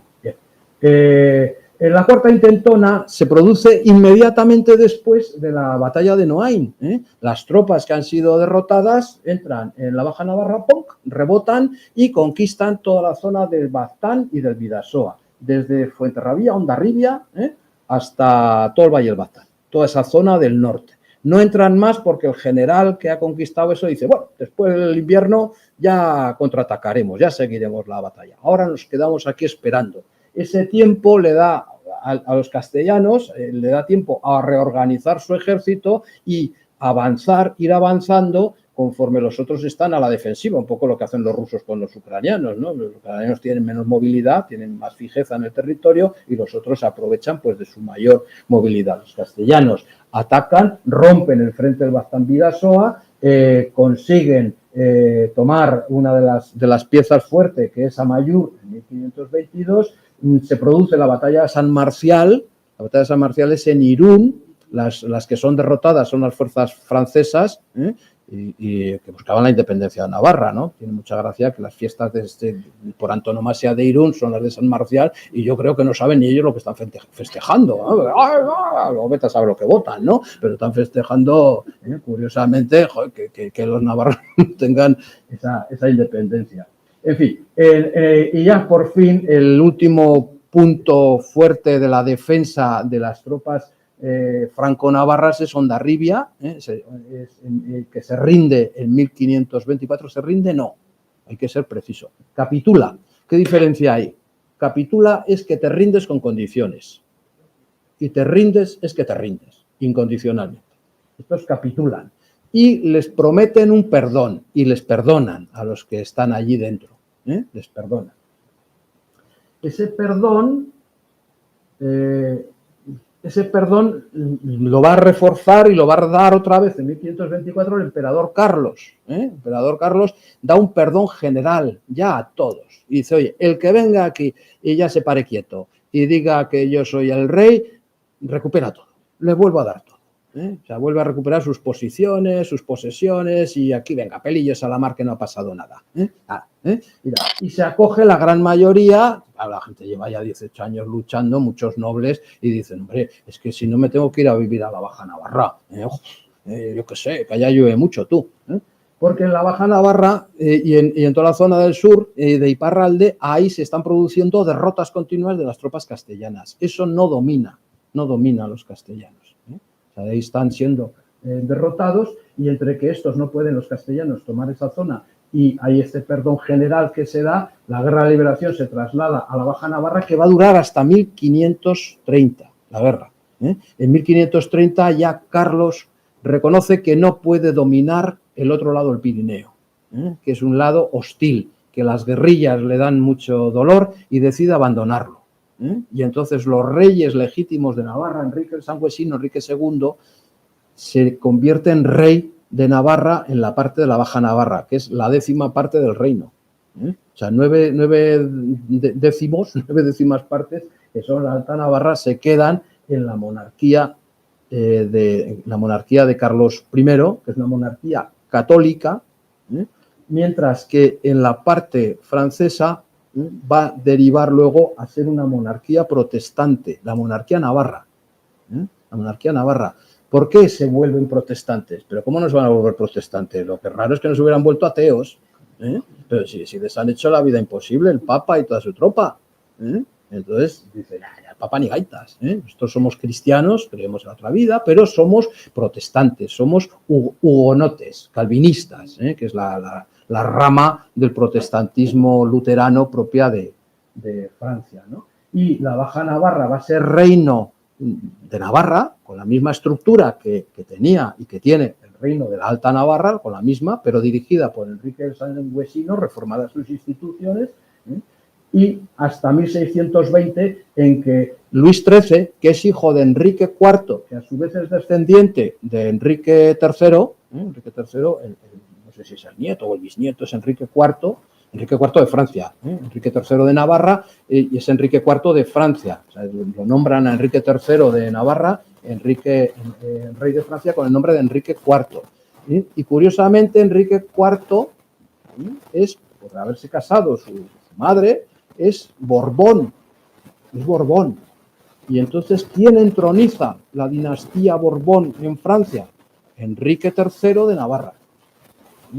Y esa dinastía Borbón, luego, ¿a dónde va a saltar en 1700 y pico con la Guerra de Sucesión? A España. Y entonces tenemos a Felipe VI, que Dios guarde muchos años y tal, que tiene algún trocito de sangre navarra por ahí, perdida, ¿no? Ahora solo falta que la ejerza en pro del bien. Bueno, el Luis XIII Borbón, los Borbones son bastante centralistas y malvados, y Luis XIII no es la excepción, y con ese número todavía más. Trae muy mala suerte porque se carga el reino de Navarra, lo vincula con el Bear, lo unifica, y además con la corona francesa, no le reconoce la independencia. Este reino flojea, aunque él se llama rey de Navarra y de Francia, o rey de Francia y de Navarra, todos los reyes de Francia se llaman siempre reyes de Francia y de Navarra. Cuando firma Luis XIV el tratado de paz en la isla de los Faisanes, ahí en Irún, con Felipe IV, el que es rey de Navarra es Luis XIV. Luis XIV dice, yo soy rey de Francia y de Navarra. Y mira Luis IV, habría dicho, ¿y tú qué eres? Y dice el otro, yo soy el rey de las Españas. Entonces así aparecen en los títulos del tratado. Ya esta es la última, creo. Sí. ¿Qué trae la incorporación de la Alta Navarra o de Navarra a la corona de Castilla? Trae la castellanización lingüística, me refiero, y de puestos, y de cargos, esas dos. Trae que el romance navarro ya no tiene ningún sentido, ahí se habla todo el romance castellano, y poco a poco se va extendiendo el castellano porque las instituciones están dirigidas por gente castellano, y la lengua potente en toda la península y en toda Europa es lógicamente el castellano es el inglés de entonces, y entonces se castellaniza en ese sentido lingüístico. Y la catolización del reino. Oye, pero tú, que esos de la Baja Navarra son todos protestantes, tú, que aquí hay que vigilar que sean católicos, y se lleva a cabo una auténtica catolización. Aparecen iglesias, catecismos, hasta en euskera. Todo vale con tal de que la gente sea católica, absolutamente católica, y se deje de gaitas y de otras religiones. Oye, y si no lo hacen, ¿qué pasa? Pues aquí me falta una palabra, la Inquisición. Entra con los reyes católicos, con Carlos I, con Fernando Católico también, con Carlos I entra la Inquisición para poner orden, y aquí el que no cumpla ya sabe lo que le espera, ¿no? Y que si no, que se lo pregunten a las brujas de Zugarramurdi, que como comprenderéis eran de todo menos brujas. Bueno, el reino sigue, hay una represión o sospecha sobre todo lo que se le califica de francés. Los insultos son: tú eres francés.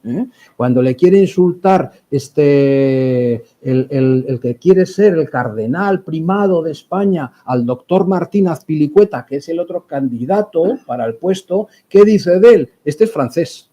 Este es fue Agramontés, este es francés. El término francés se utiliza como un insulto. Cuando Lope de Aguirre se refiere a Pedro de Ursúa, le dice: si este es francés. O sea, todas las sospechas que queramos echarle a un individuo, con decir que era francés, ya valían para dejarlo excluido de cualquier situación en la vida política y social. Y se abate una represión muy camuflada por la historia, muy tapada, porque la historiografía oficial lo que dice es que agramonteses y beamonteses luego firmaron las paces y vivieron felices y comieron perdices. Y ya los navarros pues ya dejaron de dar guerra. Fijaros si dejaron de dar guerra, que Felipe II les regaló a la ciudad de Pamplona una ciudadela que no la había en toda Europa. En tamaño y en todo, la forma mayor de defender. Y le dice el ingeniero: oye, esta fortaleza, le dice a su majestad, te va a servir para defenderte del enemigo extrínseco y del intrínseco. ¿Quién es el intrínseco? El de Pamplona, los habitantes de Pamplona, porque son todos sospechosos, son todos sospechosos de poca lealtad hacia los reyes de Castilla. Entonces, todo eso va a durar prácticamente todo el siglo XVI y luego ya va a ir. ¿Qué le pasa al reino? Navarra sigue siendo reino, pero es un reino en la órbita del de Castilla. Lógicamente, es un reino de segunda, porque la política exterior la fija el rey de Castilla, la política de sucesiones la fija los reyes de Castilla. Cuando digo Castilla son Aragón, Granada, León, todo este rollo, ¿no? Por eso le llaman reyes de España, porque es que, joder, si veríais los nombres oficiales, decían: yo soy rey de... y tenían 30 nombres, y decían: oye, esto no se puede abreviar. Y las potencias extranjeras se referían, sobre todo a partir de Carlos I, como rey de España. Hasta entonces, aquí se le sigue llamando en todos los tratados y documentos en reyes de Castilla, porque la referencia es esa anexión, ¿no? El reino sigue hasta 1839, 1841, que tras la derrota de la Primera Guerra Carlista, los liberales se cargan el reino, se lo cargan y punto. Se lo cargan con una ley de 1839 que luego regulan bastante buenos fueron que conservaron algo de los fueros. En el Pacto de Vergara ya sabéis que el general Maroto y el general Espartero pactan que dos cosas: que se van a ser respetados los grados militares de los carlistas y los fueros de las provincias de Navarra y Vascongadas, ¿no? Lo que pasa es que le añadan una coletilla: sin perjuicio de la unidad constitucional. Y para adaptar esa unidad constitucional, lo que hacen es aprobarse una ley en 1841, que es la ley llamada paccionada, porque se finge o se cree que es un pacto entre el Estado y Navarra, ¿no? Para la adaptación. Luego, en los años 31, 32 y en los años 78 en adelante aparece la alternativa o la situación de la integración de Navarra con las provincias de Álava, Guipúzcoa y Vizcaya, y luego está la disposición adicional primera de la Constitución. La Constitución ampara y respeta los derechos históricos de los territorios forales, y como Navarra es un territorio foral, pues puede adaptar su régimen foral en el marco de los estatutos de autonomía de la Constitución, ¿no? ¿Y en qué se convierte aquella provincia foral ante el reino? En una comunidad foral, ¿no? Una comunidad, en un territorio que es comunidad autónoma, comunidad foral, territorio foral de la Constitución, y que en teoría conserva todas sus competencias antiguas y que tiene que ir camino de la ampliación de las nuevas en todo lo que no toque la unidad constitucional, ¿no? Eso es la Ley Orgánica de Reintegración y el Mejoramiento del Régimen Foral. Y aquí estamos, está la evolución. Oye, colorín colorado, que ya habla mucho rato, ¿eh?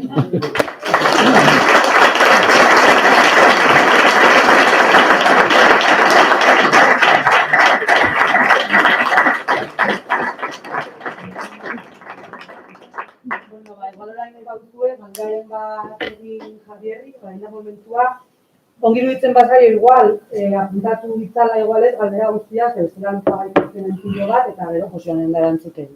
Les decía Javier que si tiene alguna preguntita para hacerte, ¿no? Que igual recogemos igual todas, ¿no? Así, para que no pueda ver luego mucho, porque, pues eso, la verdad que para el instituto y tal y tal. Entonces, pues eso, si tenéis alguna pregunta, pues Ahí tenéis a Javier. Que sean fáciles, ¿eh?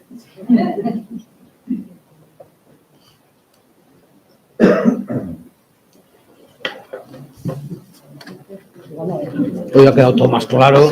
Ya me sabía yo esto, me ha tocado esta. ¿No tenéis ninguna duda?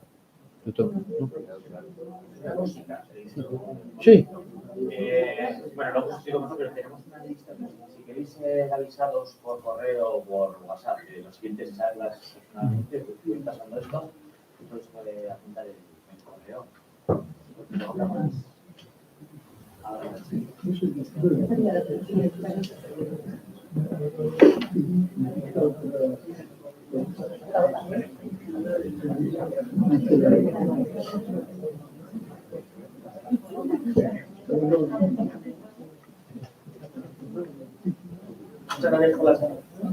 Nada, vosotros. No hay ninguna. Venga, venga. Bueno, conociéndote, no me pillas la respuesta. Sí, no, sabiendo que vas al dato, a lo que importante de historia y tal,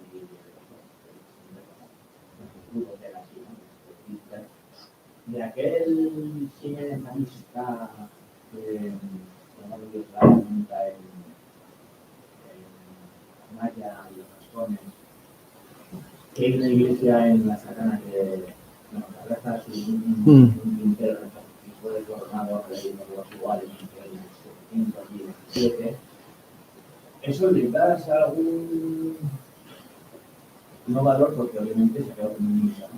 Pero la posibilidad de que eso pudiera existir, porque sé que hay gente, también me hace la Sacana, que están haciendo, bueno, he oído una teoría de que tal, puede ser coronado en el 717, hubiera sido un año antes que el año, ¿no? Y si hubiera sido así, pues es una teoría, claro, que hubiese sido callado, ¿no? O la historia lo hubiera ocultado para que no se nadie cristiano.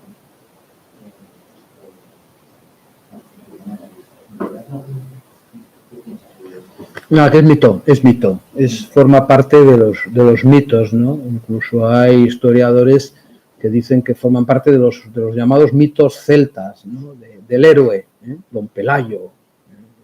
Parte también a Íñigo Arista se le dan. Son personajes que tienen una parte de puede ser que hubiera alguien que no nos ha quedado probado ni acreditado, y sobre una base más o menos real de algún caudillo señor de la zona, luego establecer todo ese mito de un rey, el primer rey de Navarra, allá se alzó en ese bosque, debajo de un roble. El roble es símbolo de la cultura celta, por unos señores allá reunidos. Sigue siendo mito celta, los señores siempre debajo del roble, eligiendo a su jefe, entre ellos un consejo de sabios, y además a en la ermita de, ¿cómo se llama? San Pedro, no, de Urdiain, no se sabe. Además, los de Urdiain dicen que está en Urdiain, los de Alsalfa dicen que está en Alsalfa. Está justo en el punto de límite, ¿no? Donde la raya no se sabe de quién es, pues ahí está. Dicen que es el primer rey de Navarra. ¿Cómo va a ser el primer rey de Navarra? Si Navarra, el primer rey de Navarra, Sancho VI. Sancho VI como rey, para harto, como he dicho antes, de no ser reconocido por la Iglesia y de querer establecer una nueva organización, ¿no? Entonces, es el reino de Navarra, eso es Navarra como reino. Hasta entonces, pues, sea el reino de Pamplona, y antes de Íñigo Arista, bueno, de Sancho Garcés, pues no había nada. Incluso Íñigo Arista, que está muy estudiado el personaje desde el punto de vista histórico, el 80% es mito. Es más mito que realidad.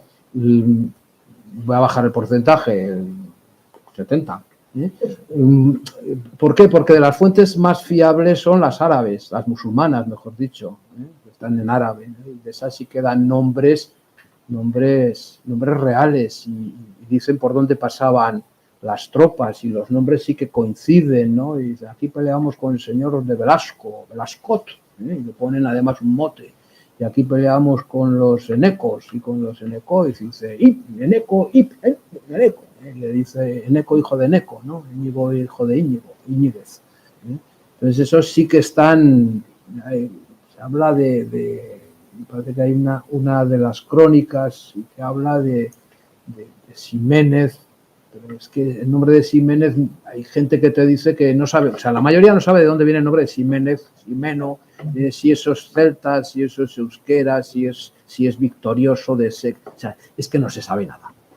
Y entonces, a partir de ahí, pues quedan abiertas todas las teorías, ¿no? Entonces, Amaya y los vascos del siglo VIII, pues es leyenda, es una novela, es como Irati, es que ahí no hay fuente fiable de nada, ¿no? Crean mitos, crean cultura de mito, ¿no? Yo qué sé si en Aralar hubo un dragón ahí abajo y le apareció a ¿cómo se llamaba este? El de las cadenas, a Teodosio de Goñi, y se le cayeron las cadenas cuando invocó al ángel y el ángel aparece. Todo eso lo cuenta Amaya, los vascos del siglo VIII, ¿no? Y luego ya eso de que visigodos y navarros unidos y vascos unidos en contra del enemigo mayor que es el musulmán que ha llegado a Tarifa y novela del siglo XIX, Walter Scott, no es fiable. Sí, Asier. Sí, Asier. Es que Asier aparece con el señor de Cantabria, que una vez se llama Asier, que otra vez no sé qué, o sea, es un jaleo. Es que es judío, sí. Y al final se lo dice, sí, porque pues tenía el antijudaísmo propio del siglo XIX que había, ¿no? Wagner y Richard Wagner y toda esta gente, ¿no? O sea, es un poco popurrí de todas las cosas. Está muy bien la novela, o sea, está muy bien, quiero decir, y recoge todos los mitos que se habían contado y cantado, ¿no? Sí. Yo quería preguntarte si eso podría considerar realmente, siempre ponernos la última batalla común de 530 en la Biblia de la Barra, pero si realmente cuando tú lo has dicho, Luis XIII, que es cuando quiere acabar con el reino de Navarra, realmente la última batalla podría ser en Po, que es donde estamos, con el reino de Navarra, ¿no? Fíjate, hasta lo mejor yo no sabía, pero lo estuve viendo hace poco y parece que fue a Po para decirles Sí. Estuvo sitiado Po y no sé qué, hasta que ya se improvisar, ¿no? En 1620 va Luis XIII a Po y les da el edicto de Po. ¿Y a qué va? Pues a continuar la labor del padre de Enrique IV, que está considerado el mejor rey de la historia. Enrique IV es su padre, y que ha unificado todas las guerras de religión. Hubo 9 guerras de religión. Enrique IV acaba con todas las guerras, habiendo sido él jefe de una de las bandas, era el jefe de las tropas protestantes, cuidado, que no era ningún santo Enrique IV. Entonces, el hijo, Luis XIII, va a Po y lo que quiere es terminar con el foco protestante. Luis XIII es católico. El edicto de Nantes y todas estas cosas tan bonitas que nos cuentan, que termina con la intolerancia religiosa, había que ponerlo a la práctica. Ya conozco yo que también las leyes civiles acabaron con la esclavitud de los pobres negros y la Constitución norteamericana los declaró ciudadanos libres. Ya. Pues algo de esto también había con esos edictos y la intolerancia hacia los protestantes, ¿no? Entonces, él viene a terminar con que en Po no sea un foco protestante y luego queda La Rochelle. A los de La Rochelle les hacen la vida imposible, ¿no? Los amargan vivos y terminan con ellos y con su comercio. Entonces, en esa marabunta y en esa labor de centralización y de unificación del reino, ese reinito tan pequeño del que él es rey, lo decide unir con los bearneses y formar parte de la corona, porque su padre Enrique IV había unificado toda Francia menos 4 reinos, de los cuales 2 eran, uno Navarra y otro el Bear. Él se consideraba que en eso no era Francia, Enrique IV. Y Luis XIII dice, ¿cómo no va a ser Francia esto? ¡Hala, para adentro! algo que es Occitania, ¿verdad? Bearres, sí, la zona de Po, Lourdes, todo eso. ¿Sabes? O sea, esta matrícula 64 que aparece en los coches franceses, esta Por eso el condado de Bigorra estaba ahí también. sí, sí. El condado de Bigorra que aparece siempre vinculado a Íñigo Arista, pero no os fiéis de eso, que hay gente, entre ellos el príncipe de Viana, que era historiador, que decía que Bigorra era la Viguria, era el pueblo de Viguria, aquí en el Valle de Salas, y eso es más creíble, o sea, que estaría más, puede ser que o sea, yo me creo más que Íñigo Arista era un señor de Pamplona, porque él peleaba por Pamplona y todo el entorno, que un señor de la Bigorra que venía hablando con unas R's extrañas, O sea, eso no me lo creo. Podría ser del Íñigo Arista que dices tú, que está en Aragón, que eso que dice lo que la ley de Sobrarbe y de Ribagorza. Sí, pero bueno, lo de Sobrarbe y Ribagorza, otro mito de los 7 reyes. El fuero antiguo está basado en el fuero de Sobrarbe. No lo ha visto nadie, el fuero de Sobrarbe. No sabe nadie cuál es el fuero de Sobrarbe. Ojo, como documento y como el fuero antiguo sí. El fuero antiguo sí. El fuero antiguo es un gran documento político, histórico y jurídico. Luego incorporado al fuero general de Navarra. A todos es más mito que... Lo de todo eso, lo anterior, sí. Sí, perdona que te tengo ahí media hora. Y había oído que hasta la Revolución Francesa, hasta 1739, Navarra, aunque se había incorporado a Francia, había mantenido a lo mejor los fueros del Estatuto de Reino. Sí y no. Porque el edicto de 1620 debilita mucho al reino.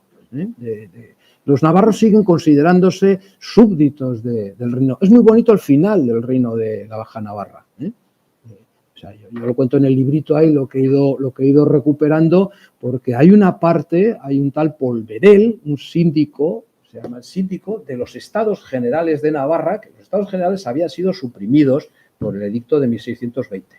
Los Estados Generales de Navarra son las Cortes de Navarra que quedan al otro lado. Esas cortes se las cargan prácticamente en 1620, Luis XIII, y con motivo de la Revolución Francesa vuelven a resurgir. Pero fijaros, 130 años después, sí, yo soy muy malo, 170, vuelven a resurgir y se constituyen otra vez los Estados Generales de Navarra y mandan a un síndico a la Asamblea Nacional Francesa, un tal Polverel, que si os leo el discurso que se pega allá, es que lo firma, yo creo que el 90% de Navarra, porque es el mito, o sea, el mito no, es el régimen foral del Reino de Navarra que se lo cuenta a los franceses. Dice, nosotros somos un reino que si quieren ustedes nos confederamos con Francia, que está hablando, porque al otro lado tiene eso, y queremos tener nuestro régimen foral, nuestros fueros y nuestras leyes, y queremos tener nuestras cortes. Y queremos tener nuestra forma de organizarnos. Y les lee prácticamente todo lo que hay en la Alta Navarra en ese momento. Pero ¿qué pasa? Que la Revolución Francesa está para esas. Ya no te digo nada luego cuando vienen los jacobinos y toda esta gente que se carga todo Burdeos, pues no digo nada de aquí para abajo, ¿no? Pero el reino, la idea del reino sí que llega hasta 1789, 1792, pero decir que había reino de Navarra, yo qué sé, no sé, una cosa rara ahí, ¿no? Una cosa, Sí. entre historia y leyenda, ¿qué pasa con las guerras totales de 1778 y 1824? Esas están muy bien... Sí, si perdón. en esas guerras había unos capitanes, alguien que dirigía al pueblo para enfrentarse a los francos. Sí. Es decir, que igual no está muy mal eso de que había reyes, dirigentes. Pero claro, cuando se fueron los romanos, aquí se tuvo que tener a alguien. Sí. Y hay quien tenía que dirigir al pueblo. Sí. Cuando ¿Hay algo de eso? Sí, no, eso que estás diciendo es todo real. Cuando se va el Imperio Romano y llegan los visigodos, aquí se organiza un poder autóctono basado en cooperativas de señores. Son cooperativas agrarias, dirigidas por señores que dan de comer a los suyos y comercian con otros señores y se alían con ellos, y eso es una estructura feudal de los señores, son señores potentes, potentado, son señores, no son nobles en el sentido de nobles, porque la nobleza es otro concepto, pero son gente muy poderosa.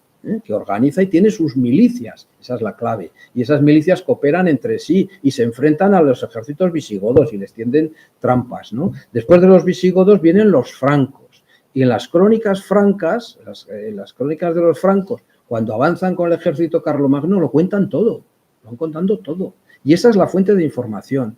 Y sabemos perfectamente o intuimos la organización que había aquí, la de los navarri en la zona central de Pamplona y alrededores, porque la ciudad principal de los navarri es eso de Navarra, eso que decíamos, que sería la cuenca, serían los agricultores, los del azadón, y los morenos al sol, los que vestirían de pardo, los de las zonas pardas, distinta de las zonas verdes, los de las zonas verdes son los vascones y los de las zonas pardas del territorio son los navarri. Y esos están organizados, tan organizados que son capaces de enfrentarse a Carlomagno, que viene con un ejército gigantesco.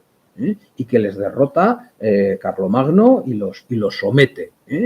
Y luego una parte de esos, los vascones, le tienden una emboscada en Roncesvalles. Todo eso está contado por el cronista principal, que es Eguinardo, y da todos los nombres habidos y por haber, y lo sabemos de todas las fuentes, ¿no? Y el hijo de Carlomagno, Ludovico, coincide también con las crónicas musulmanas. Es decir, todo eso sí que sabemos. ¿Qué no sabemos? Nombres de jefes, de otros jefes distintos de esos que hemos citado en la zona de Pamplona y de los vascones. Y ninguno es rey. Y sabemos que estos jefes, entre ellos se dice, pues sería Íñigo Arista, ¿quién va a ser? Acuden a Paderborn, Alemania, a rendirle pleitesía al rey Ludovico. Aparecen allí, le rinden. Y da unos nombres que no sabemos quiénes son. Y digo, ¿qué nombres son estos? No habrían oído mal el tío que copió los nombres. Pero es la gente de aquí. Aquí había una organización política. Pero no era reino en el sentido reino. O sea, no es reino. Ojo, yo soy muy formalista. Es que un rey está reconocido como rey. Tampoco los reyes de Pamplona estaban reconocidos. Uno de los Banu Qasi se consideraba, que tiene el busto en Tudela, Musa y Musa, se consideraba el tercer rey de Hispania. Decía, el primero era el de Asturias, el segundo creo que era el califa, y el tercero era él. Y decía, hombre, pues más vale que eres de la familia, majo. No reconoce ni al de aquí. Es un poco, mito, pero también parte de elementos que hay que creerse esos, son fuentes de historiadores, de cronistas y de militares, pero las del mito, pues hay que saber qué es mito. Esa es la diferencia. Bueno, pues... sí, hombre, por favor. Me gustaría saber si hablaban en euskera, quién hablaba en euskera, los nobles, los reyes, a mí no es como siempre pasó ellos. Pero... Sí, hablaban en euskera. Es más, es que junto con esa organización política del siglo V, que se extiende a ser el reino de Pamplona y que luego va a ser el reino de Navarra, el euskera vive toda su expansión y extensión, y conforme ese reino o esa organización política que acaba siendo el reino de Pamplona se expande con ella el euskera y se organiza, no solo se expande, es que se organiza en zonas de obispados, en zonas donde estaban formas de vida en común, ¿no? O sea, si quieres ver un diccionario riquísimo en euskera, antiquísimo, pues te coges un libro que hay, ¿cómo se llama me sale el bestiario, ¿no? El de las pieles, de Leire, un documento que hay en Leire, y tienes allá todos los lugares, es un documento del siglo X, o sea, del siglo XI, ¿no? Y te van dando todos los nombres de los sitios y son todos nombres en euskera, es un vocabulario en euskera riquísimo de personas, lugares, es decir, que el euskera formaba parte de la lengua del pueblo, la lengua del pueblo en el sentido de la lengua común. Lo que pasa es que luego en las cortes, en la corte, utilizan otra lengua, utilizan un romance navarro. Que es un poco un derivado del latín, ¿no? A la vez que en otras cortes que se van creando y en otros reinos se van creando otros romances. Se ve que para mandarse los documentos se les hacía más fácil estas lenguas del romance que utilizar las lenguas autóctonas. Y el latín queda como la lengua de la Iglesia, una lengua pues de mundo religioso. También hay montones de documentos legales en latín, ojo. Sí. Pero por todo el reino se hablaba euskera. ¿Cuál es la razón de por qué se queda más en el norte de euskera? Pues probablemente la división que se opere en tiempo de los visigodos, que luego siguen los visigodos musulmanes, los Banu Qasi, y que luego se queda con los musulmanes que sustituyen a los Banu Qasi. Se me ha olvidado decir que los Banu Qasi es una familia que dura 200 años. Están ahí en lo que se llama la frontera superior del Al-Ándalus, ¿no? A partir de ahí ya no es Al-Ándalus, o sea, en Navarra, esa parte norte de Navarra no es Al-Ándalus, pero la parte de abajo es el Ándalus, y ahí pone el califato sus gobernadores y quita a los Banu Qasi porque está hasta el gorro. Esa línea es que es la ribera prácticamente de Olite para abajo. No se expande. No se expande. Yo creo que no. O sea, digo yo creo que no por ser respetuoso con alguna opinión que pueda decir que sí, pero es que no he encontrado casi ninguna.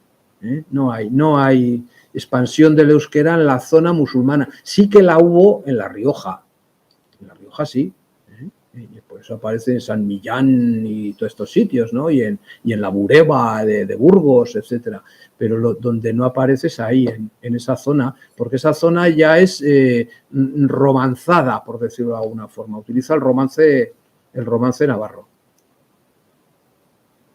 Y además, ojo, es que los reyes navarros eran bastante tolerantes, comparado con todo lo que hay por ahí. Y dejaban a los musulmanes. Tudela era la principal ciudad de toda Navarra, era mucho mayor que Pamplona. Tudela era descomunal y era una ciudad musulmana y la respetan completamente. Si me oye algún musulmán de eso diría, hombre, tanto, bueno, bastante. Y le da un fuero a Tudela, precisamente, y a los musulmanes. Y uno de los principales y primeros fueros es el de Tudela, precisamente para una vez liberada.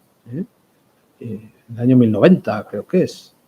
Entonces, ahí se mantienen las poblaciones que había y mantienen a los judíos que había. O sea, eran muy tolerantes en ese sentido. Ojo, insisto, comparado con lo que había por ahí. No te digo nada como eran los demás.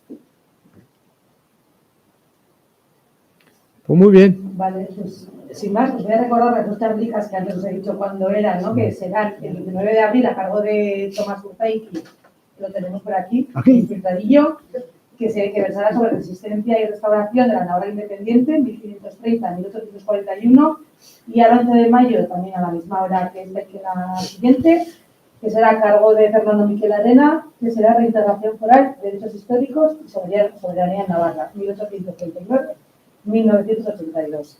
Beste gabe eskerrik asko, Javier, eta horrengo arte. Muchas gracias.